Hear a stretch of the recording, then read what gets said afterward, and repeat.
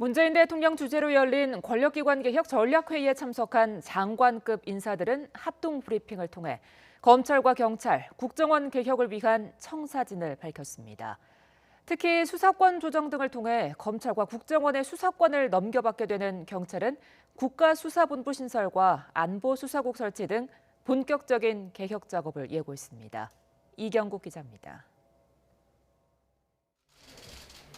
문재인 대통령 주재로 전략회의를 마친 권력기관 수장들이 곧바로 합동 브리핑을 진행했습니다.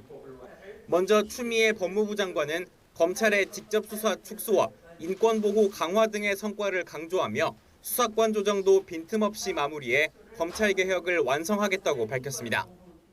수사의 적법성을 통제하는 인권 옹호관, 공소를 유지하는 공소관으로서 검사 본연의 역할을 충실히 수행할 수 있도록 하겠습니다. 박지원 국정원장도 대공수사권을 경찰에 이관하겠다는 원칙을 뚜렷이하며 국정원을 재편하겠다고 약속했습니다. 대공수사권을 차질 없이 이관하고 안보 공백이 발생하지 않도록 안보 침해 관련 업무 체계를 재편하겠습니다. 검사의 수사지휘 폐지 등이 담긴 시행령이 입법 예고를 마치고 대공수사권을 이관하는 국정원법 개정도 추진되면서 비대해진 경찰 조직을 관리 통제하기 위한 개혁 작업에도 속도가 붙을 전망입니다.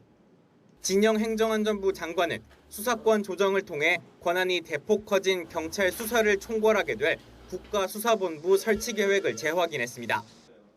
경찰 내 각 부서에 흩어진 수사 기능을 통합해 경찰청장으로부터 독립된 기구를 만든다는 건데 본부장직을 임기제로 하고 외부 전문가에게도 개방해 중립성을 강화할 방침입니다. 경찰로의 대공수사권 이관에 대비해 수사본부 내에는 안보수사국도 신설됩니다.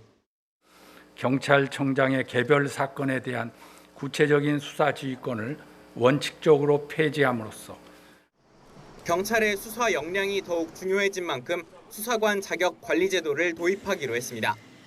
수사 실무자를 상대로 역량 평가를 진행해 인사에 반영하는 시스템을 만들겠다는 겁니다. 자치경찰제 역시 막중해진 경찰권을 통제할 주된 방안으로 추진 중입니다.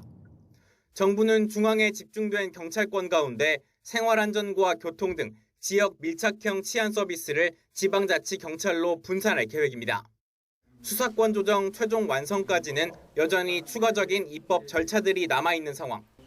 정부는 관련 법안들이 정기국회에서 신속히 처리될 수 있도록 노력하겠다고 밝혔습니다. YTN 이경국입니다.